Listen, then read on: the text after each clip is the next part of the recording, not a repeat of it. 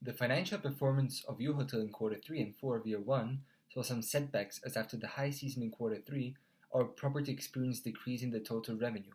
Moreover, we can see some slight decrease in the net revenue.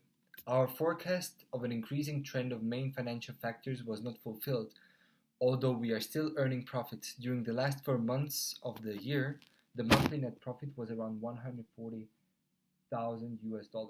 The average gross operating profit of quarter 3 and quarter 4 was 33.33%, about 5% down compared to the first 2 quarters of the year. The year-to-date return on investment is 5.78%, which is halfway to our goal return on investment over 10% by year 5. The current ratio is 14.33 and the solvency ratio is 2.71. Moreover, we have seen a great increase in the cash balance compared to the previous periods.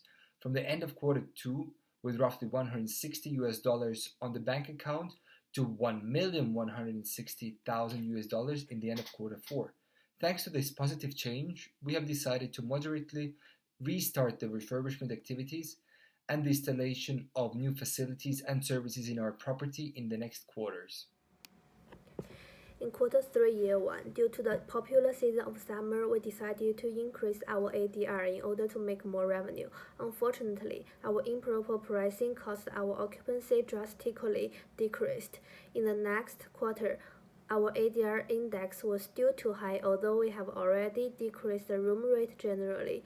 Therefore, we will take pricing strategy into consideration once again by analyzing the market trend and our competitors, then try to make up the loss of our occupancy.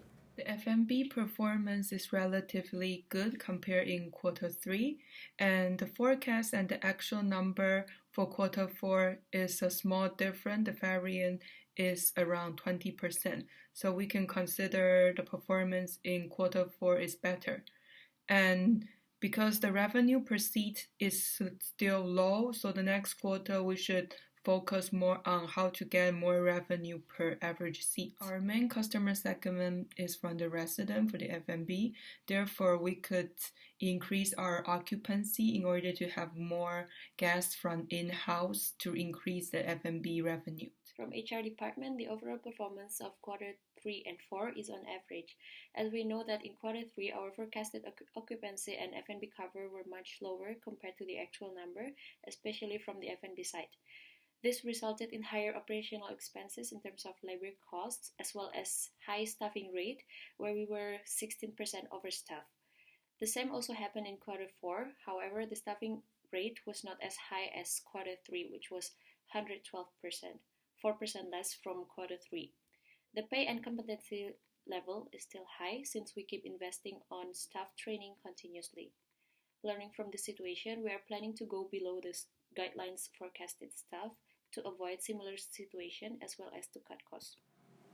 Now I will introduce the sales and marketing performance in quarters 3 and 4.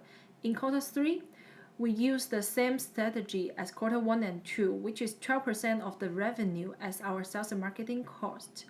But after comparing our advertising cost with our competitor, we realized that the very high cost in sales and marketing is one of the reasons that we have a very high operating cost. To reduce the operating cost, we reduce 50% of our advertising cost in room department. As a result, we have a better performance in the cash in quarter 4. Therefore, we gonna continue this strategy in the next year.